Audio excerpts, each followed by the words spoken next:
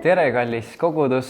Mul on hea meel tervitada teid selle nädalases videokõnes ja nagu te näete, võib-olla siis see ülesehitus ja see vorm on pisut teistsugune kui tavaliselt ja selle nädalases kõnes on meil eesõigus juhatusega võtta kokku see aasta, mis meil on olnud, kus on toimunud väga palju erinevaid muudatusi ja pisut vaadata tagasi, mis on toimunud ja vaadata ka edasi, mis võiks toimuda tulevikus ja siinkohal me tervitame Klausi, kes meiega täna ei saa osa olla, kuid kes kindlasti on vaimus meiega, selles ma ei kahtlegi.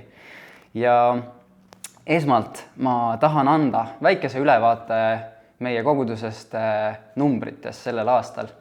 Ja numbrid on tähtsad ning neid on oluline jälgida ja tähele panna. Ja kõige esimene number on 10. Ja see 10 tähistab meie ristimiste arvu sellel aastal meie koguduses.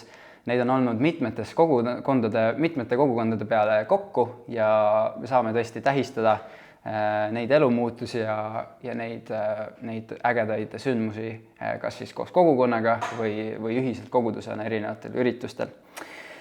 Hetkel on meil siis 8 kogukonda ülevaatlikult, 3 on meil Tallinnas, 3 on meil Tartus, 1 on meil Pärnus ja 1 on meil ka Haapsalus. Üks kogukond on jäänud vähemaks võrreldes eelmise aastaga ja see on siis, see ei ole siis enam aktiivne ja ei käi enam selliselt koos, kuid meil on jätkuvalt neid siis üle Eesti 8 tükki. Kui võib-olla keegi oli juba silmist kaotanud, kui palju meil siis neid täpselt on, siis meil on neid 8. 2 kogukonna osas oli meil aga selline tore ühine liitumine, kus siis minu ja Joone ja Eimi kogukond võis liituda siis nii-öelda Pihlide kogukonnaga, nagu me 13 seda nimetasime ja nüüd on see üks ühine noorte kogukond ja see on siis tegutseb Tallinnas. Ja meil oli ka mitmed uued juhid määratud erinevates kogukondades. Me saime Mairiini ja Anetti õnnistada suvepäevadel uuteks kogukonna juhtideks Kristofferi kõrvale ja samuti tuli siis Meegole ja Maretile appi Mari-Liis natukene kogukonda juhtima. Nii et suures pildis on see niisugune statistiline, numbriline ülevaade, mis on toimunud meie koguduses. Aga nüüd pööran ma oma pilgu teie poole, vahvad juhatuse liikmed ja mul on hea meel kõigepealt, et me saame siin koos vestelda ja juttu ajada. Ja ma palungi tegelikult, et Hendrik, kas sa natukene võib-olla oskaksid meile anda niisugust ülevaadet, milline oli nii-öelda narratiivses mõttes meie 3D aasta, mis toimus, kuidas sa selle kokku võtaksid võib-olla? Ja ikka. Ma arvan, et ühes küljest, kui selle peale mõelda nagu narratiivina, siis tegelikult neid sündmusi on ju olnud nii metsikult palju, et niisugust detailset ülevaadet võib-olla ei saagi anda. Aga kui ma ise mõtlen endaks selle aasta läbi, siis ma näen nagu sellist 4 erinevat faasi, kus me olime, kus me ka täna oleme. Ja ma kirjeldaks neid faase niimoodi, et esimene neist oli ootamine, teine otsimine, siis selline paus ja siis juba kokkutöötamine. Ja ma kirjeldan neid natuke siis lähemalt, et miks just algus otsimine. Kui me mõtestame ennast tagasi siis 2025 jaanuarisse, siis ega tegelikult ju sellel hetkel oli veel käimas väga aktiivselt koguduse hindamise protsess ja ma arvan, et see oli kõigile natuke selline kohati ärev aeg, kohati ebaselge aeg ja ma arvan, et kõik olid selles ootuses, et mida see protsess endaga siis ikkagi lõpuks kaasa toob, et ega keegi täpselt ei teadnud.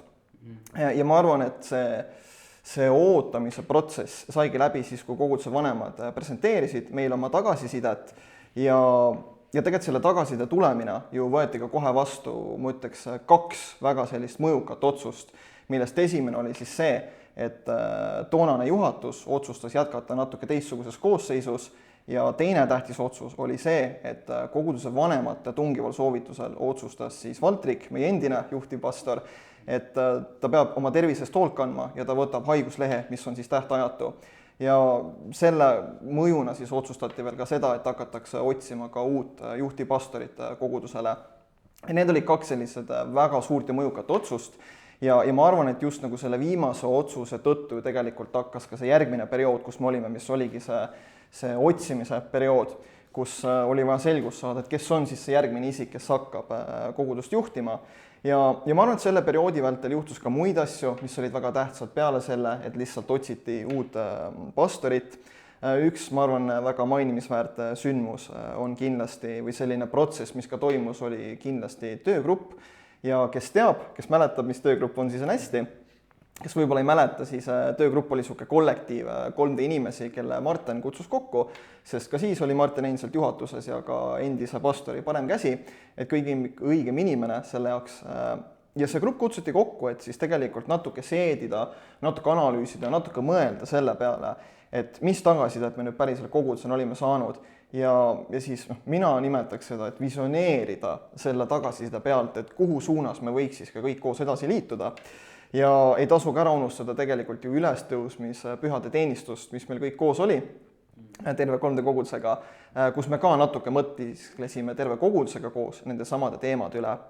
Ja üldiselt jah, ma kirjeldaks, et see oli ikkagi selline otsimisaeg ja see otsimisaeg lõppes, mina ütleks, suve keskel, kui meil olidki suvepäevad, sellepärast et siis hääletati sisse ametisse meie uus juhtivpastor ja ka tegelikult ju meid kõiki, et siin me nüüd oleme. Ja miks ma ütlesin, et järgmine periood oli niisugune paus, on võib-olla sellepärast, et ongi, et ega kohe vist päris jõudsalt millegagi nii-öelda rallit sõitma ei hakatud. Et oligi veel suve lõpuni selline pigem puhkeperiood, kus me kõik tõmbusime hinge, kogusime ennast natuke, olime suvepuhkusel nii-öelda ära ja siis sügisest tulime juba niisuguse uue hooga ja hurraaga tagasi kokku. Ja sügis minu jaoks oli selline kokkutöötamise periood. Ühest küljest siis kindlasti meie kui juhatuse kokkutöötamine, sest see oli periood, kus me kõik õppisime üksteist natuke paremini tundma, saime aru, mis on meie tugevused ja nõrkused ja võib-olla selle kõrval ka natuke arutasime selle üle, et kus me üldsegi näeme, et kes mis valdkonnas on nagu hea vastutama millegi eest.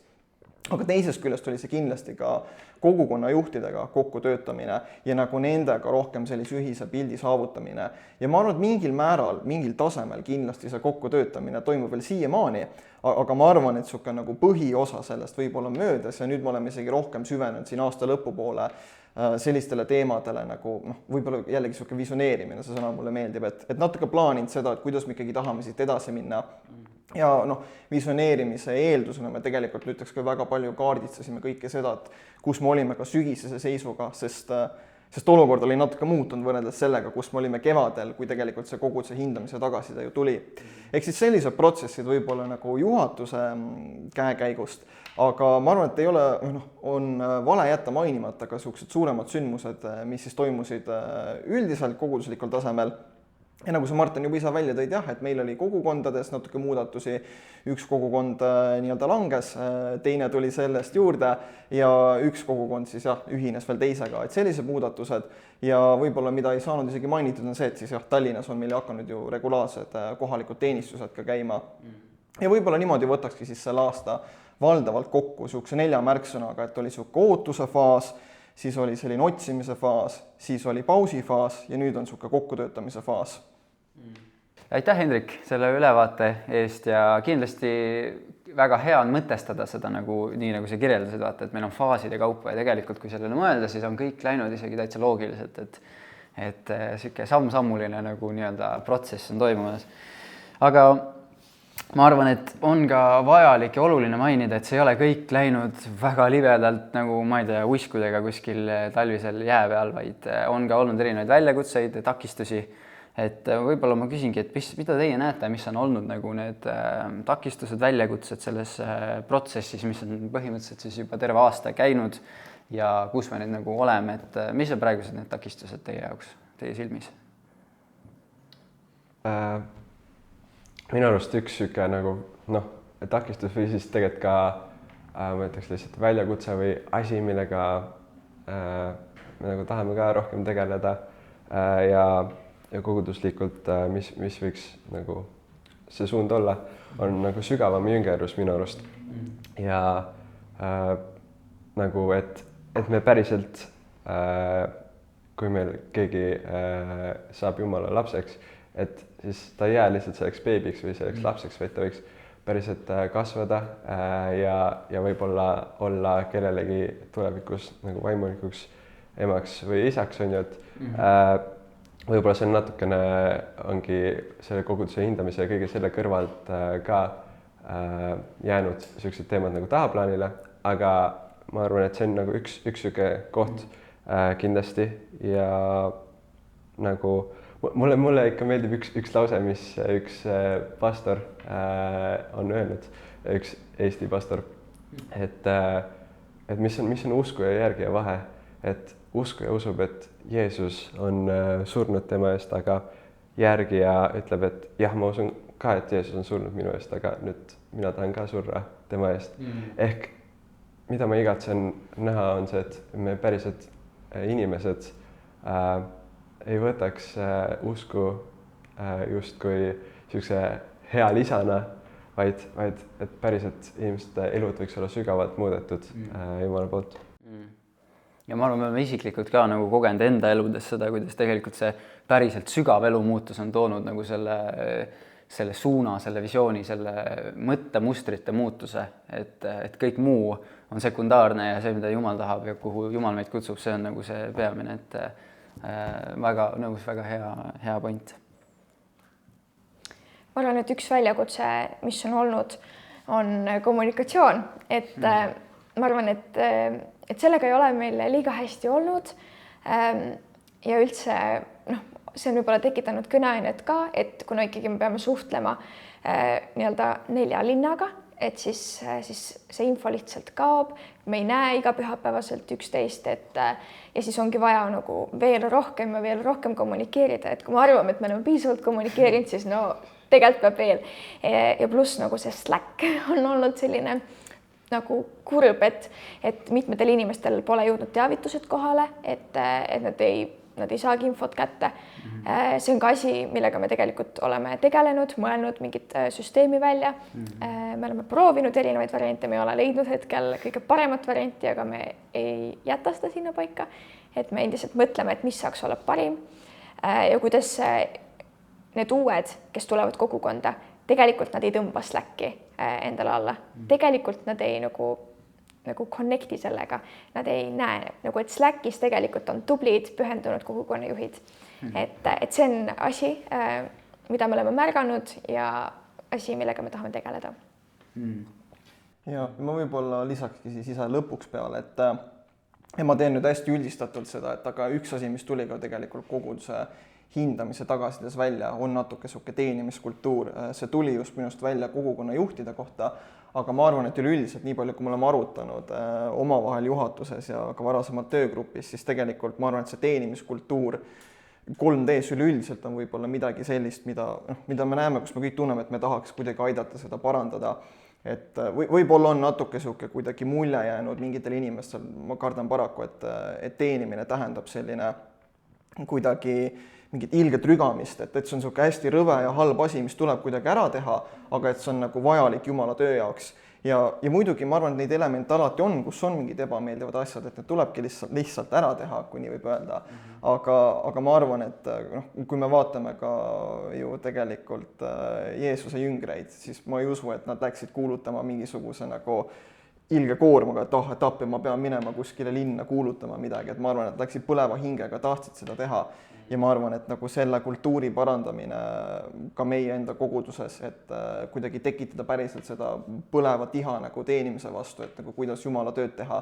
Ma arvan, et see on nagu midagi, millele me kindlasti nagu saame natuke süveneda, mis on siiamaani olnud niisugune väljakutse võib-olla, et. Ja ma arvan, lõpuks on tegelikult iga koguduse mingis mõttes küsimus aeg-ajalt, ma arvan, et see on nagu puhtalt inimloomuses, et me teeme ja meil on põnev ja me vahel nagu kaotame selle ja siis me nagu teeme edasi ja me tunneme, et midagi on viltu, et me nagu kangutame ja surume ja me ei näe selles nagu seda rõõmu enam, on ju. Et ma arvan, see on väga hea mõte, mis sa välja tood, et aeg-ajalt on vaja tuua niisugust uut perspektiivi taas, et miks me seda teeme ja miks on nagu see, me ei tee seda lihtsalt tegemise pärast, vaid me teeme seda lõpuks Jumalale ja see on see meie teenimine, see on võib-olla see meie ohver, mille me saame tuua ka rõõmsa ja tänuliku südame, et see on väga hea.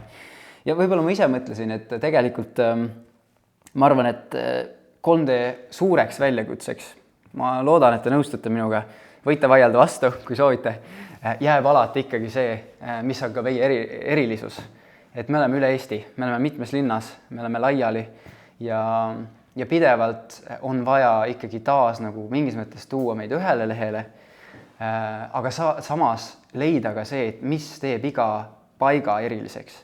Et kuidas me tegeleme selle nagu nii-öelda hõõrdumispunktiga või ütleme selle nii-öelda nurkade lihvimisega, et mingis mõttes on see ju vajalik, et me oleme üks, me mõistame kõik, et me oleme üks.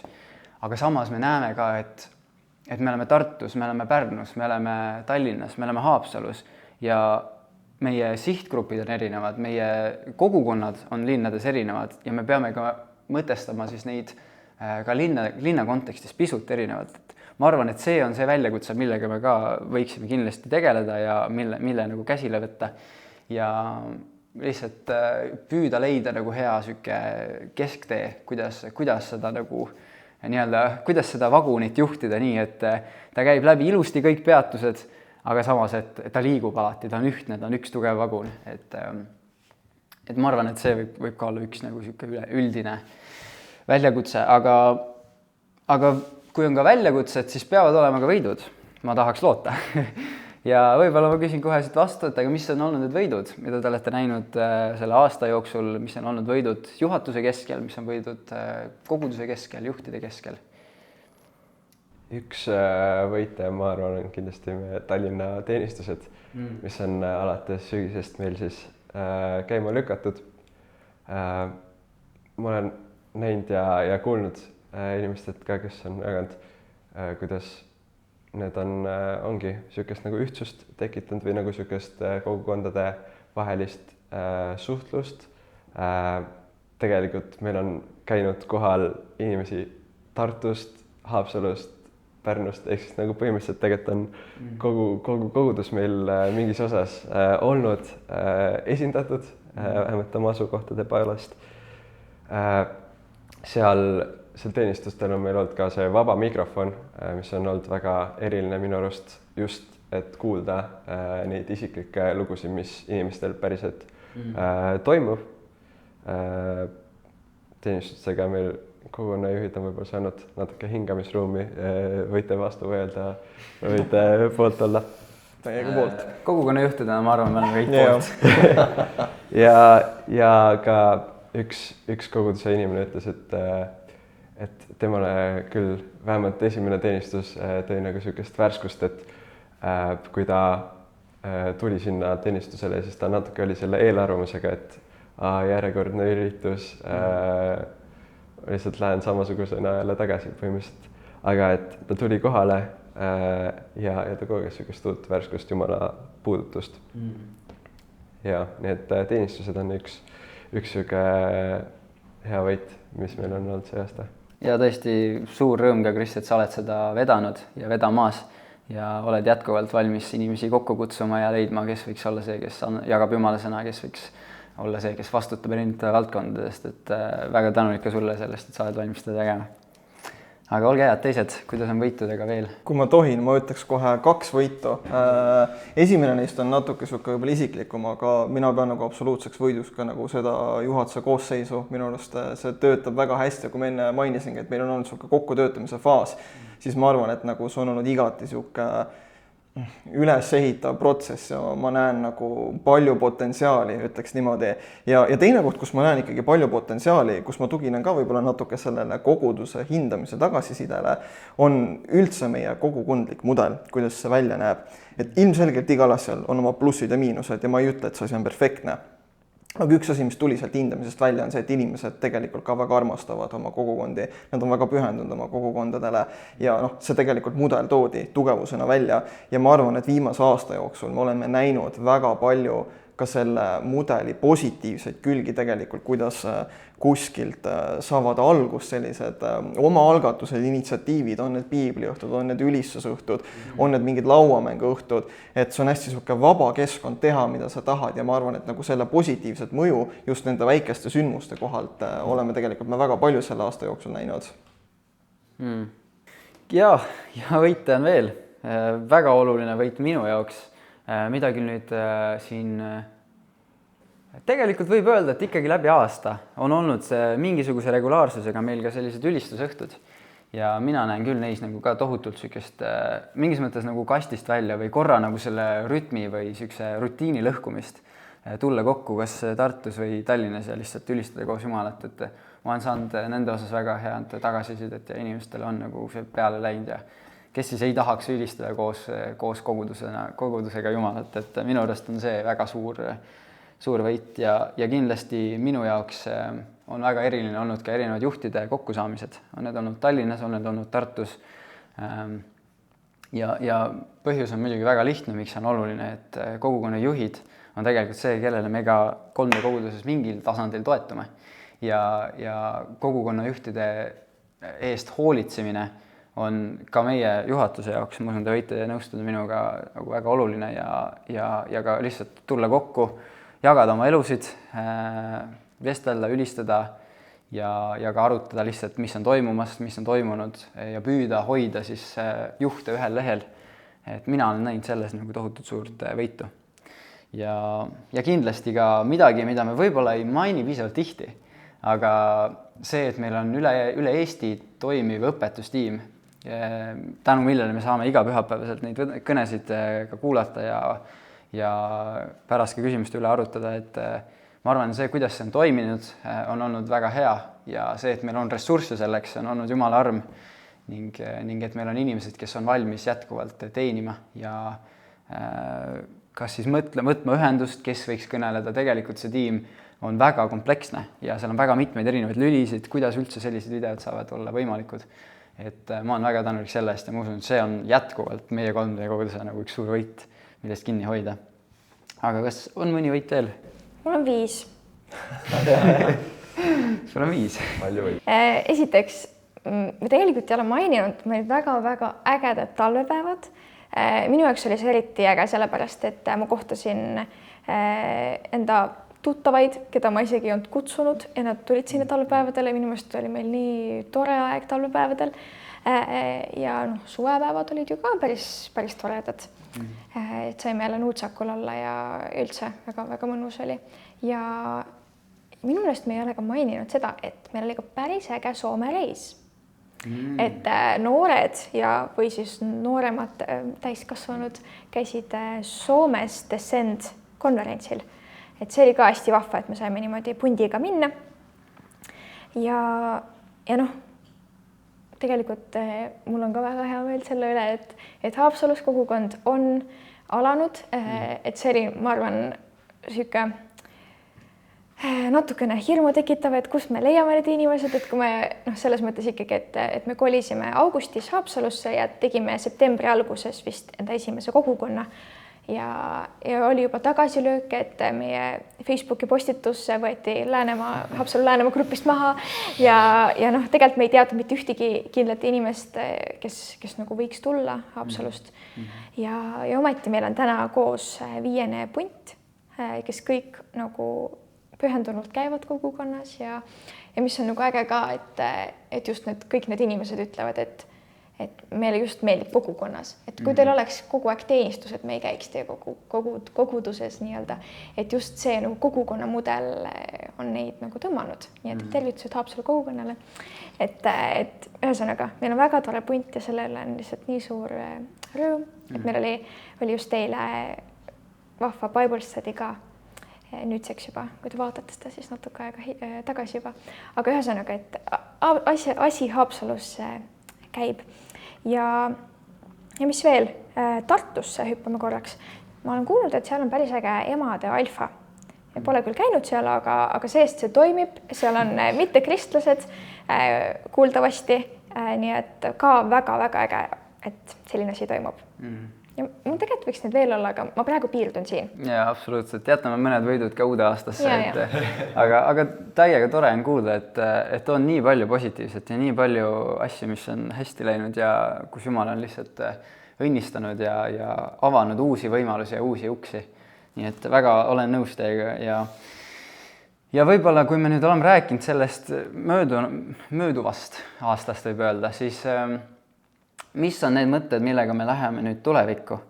Mis on need asjad, mida me tahame muuta ja kuidas me võib-olla näeme praegu koguduslikke erinevaid valdkondi, kuidas me mõtestame seda, kes me 3D-na oleme. Et ümmargune küsimus, aga kas te oskate kuidagi välja tuua mingisuguseid selliseid põhimõtteid või ideid või hoiakuid, mis me oleme võtnud ühiselt koos juhatusena? Üritan anda mitte ümmargust vastust, aga natuke kõnetan sama teemat, mis ma siis juba tegelikult tõin välja selle väljakutse all, et minu südamel isiklikult on väga palju olnud ikkagi teenimine. See on midagi, mida mina armastan teha ja kuigi see on alati tõsi, et teenimine on midagi, mida me ei tee iseenda jaoks, see on midagi, mida me teeme teiste jaoks, siis ma arvan, et paratamatult me oleme kõik ikkagi inimesed ja me lõpus, me saame ainult kallata nii palju, kui meis seda vett endas on. Ehk kui meil see kann on tühi, siis meil pole lihtsalt rohkem anda. Ja mina tahaks näha tulevikus nagu seda teenimiskultuuri muutumas. Ma tahaks näha, et inimesed põlevad sellest, et nad saaks kuidagi kaasa teenida, et nad saaks aidata Jumala riigi tööle kaasa. Ja ma tahan, et 3D oleks see koht, kus seda saab teha. Ja et see jutt ei jääks nagu ümaraks lihtsalt, et mis see igatsus on, siis me oleme ju arutanud mingisuguseid mõtteid, midagi ei ole nagu väga konkreetselt veel paigas, aga ideena on ka läbi käinud, et tuua inimesi rohkem kokku, et ei oleks sellist üksi rügamist kuskil, vaid et inimesed, kes võib-olla ongi praegu üksi mingites elementides, et nad leiaks kellegi enda kõrvale, kes võib-olla isegi ei tee täpselt sama asja, aga oleks vähemalt see vaimu osadus, et me koos teenime ja ma arvan, et see võib juba nagu väga-väga palju juurde anda. Ehk see on kindlasti midagi, millele tahaks veel tulevikus nagu süveneda rohkem.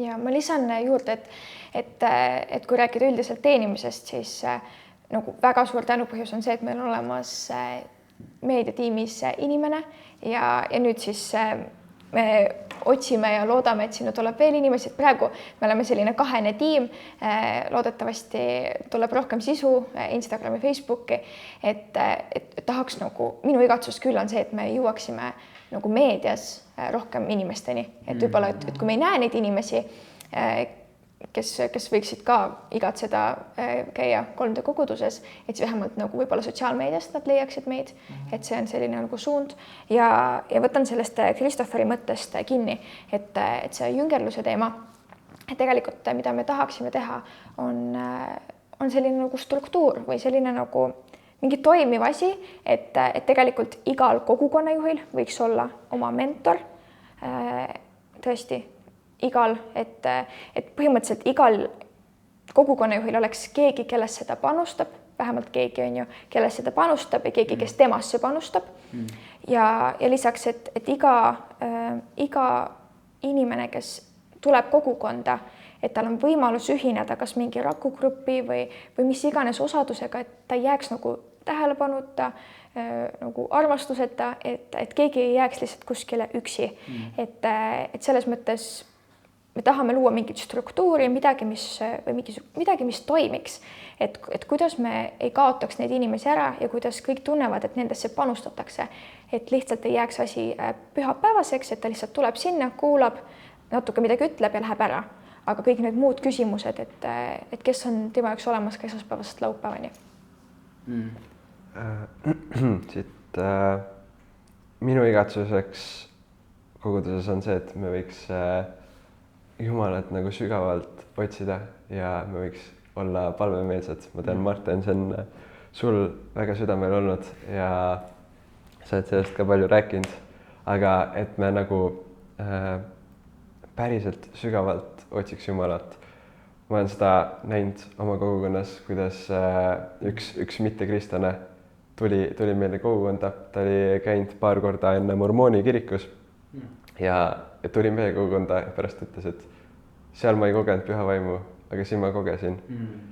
Sest et me olime valmis minema nagu sügavamale. Ja samuti ka see palvemeelsus. Me kogukonnas ka oleme seda väga tugevalt praktiseerinud. Et ka palveaeg meil umbes näeb välja niimoodi, et me küsime, kas kellelgi on palvesoove. Ja siis see inimene, kui ta on nõus muidugi, tuleb keskele, me kõik ühiselt palvetame selle inimese eest. Ja me oleme näinud, kuidas Jumal päriselt vastab palvetele. Meil on valusid saanud terveks ja nagu erinevaid muid palvevastuseid ka. Et palve töötab ja nagu see on nagu Piibel ütleb, et me võime olla kindlad, et kui me nagu toome need asjad palves Jumala ette, et siis Jumal on neid kuulnud. Et need on need võib-olla 2 asja, mis ma igatseks, et võiks veel enam nagu saada meie koguduses esile. Väga nõus ja võib-olla siit ma võtan ka üle ja jätkan sarnase teemaga, mis lõpuks, ma arvan, seda võib öelda, et see on iga koguduse visioon ja selleks lõpuks on see igatsus, et me ei taha lihtsalt jääda kinniseks grupiks, vaid me päriselt tahame ulatada välja ja jõuda nendeni, keda Jeesus ei ole veel kätte saanud. Ja ma arvan, et see on üks asi, mis ühendab kõiki meid absoluutselt ka siin juhatuses. Et see on see, miks me asju teeme, see on see, miks me tahame vedada seda kõike ja päriselt olla osaduses teineteisega, Jumalaga, et me võiksime leida uusi viise, kuidas me võiksime jõuda nendeni, kes veel Jumalat ei tunne ja ka ma arvan, et 3D üldist struktuuri mõtestades on see midagi, mis on kõigil sama. Mis igas linnas, igas juhis, igas tavakogukonna liikmes, tavakäies võib olla sama. Et lõpuks meie igatsus on jõuda oma sõpradeni, kes ei tunne, jõuda oma pereliikmeteni, kes veel ei tunne Jumalat. Ja mis iganes uksed Jumal selleks avab, meil ei ole ühte kindlat viisi, kuidas seda teha. Aga et olla avatud ja päriselt otsida, igatseda, et see võiks olla meie eesmärk, see võiks olla meie suund. Ja meil võiks olla ka julgust astuda neid samme, sest nagu me näeme, Peetrus ei kõndinud vee peal siis, kui Jeesus talle puust ja punaseks selgeks tegi, kuhu ta peab astuma, kuidas ta peab astuma, mis nurga all peab see jalg olema ja kui mitu sammu ta peab tegema.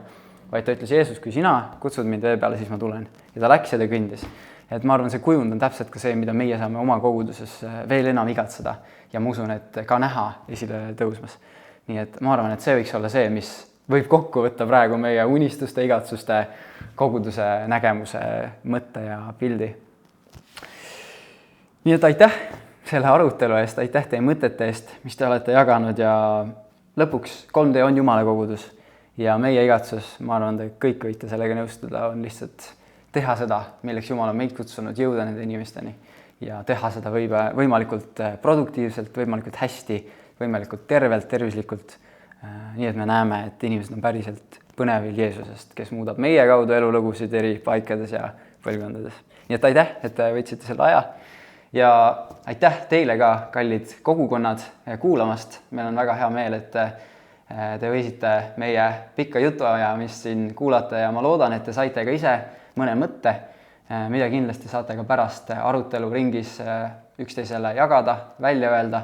Ja kui sa ei ole ka üldse 3D kogudusega kokku puutunud, sa näed seda esimest korda, siis me kutsume sind, tule julgelt. Võta meiega ühendust, 3dkogudus.ee lehel leiad sa meie erinevad kontaktid, kuidas sa saad osa olla. Ja nagu ikka, me tahame sulle öelda, et tule nagu oled. Just sellisena, nagu sa oled. On sul raskused, on sul rõõmud. Me ootame sind enda keskele ja julgustan tõesti arutama ka kogukondades selle üle, mis mõtted teil tekkisid ja ma tahan jätta kõlama siia lõppu selle, et see ei ole kõigest midagi, mida meie siin juhatusega tahame otsustada või teha, vaid kallis kogudus, me igatseme, et see võiks olla meie ühine suund, see võiks olla meie ühine igatsus ja me võiks ühiselt panustada selleks, et me saaks 3D kogudusega selle väga erilise mudeliga jõuda inimesteni, kes ei tunne Jumalat ja näha ka üksteist kasvamas juhtidena, mingites teenimisharudes, kuhu iganes Jumal on meid pannud ja me saame seda teha koos. Nii et ma julgustan ka teid hoidma palves meie kogudust, kõiki kogukondi ja päriselt olema ka nagu vaimus kaasas. Alati võib meiega võtta ühendust, küsida, kui on segadusi või arusaamatusi ja tõesti igatsen, et me võiks olla üks tugev kogudus, kes me oleme ühtsed ja päriselt palvemeelsed igatsedes näha, mida Jumal teeb. Aga ma soovin teile head arutelu ja toredaid jätkuvaid vestlusi.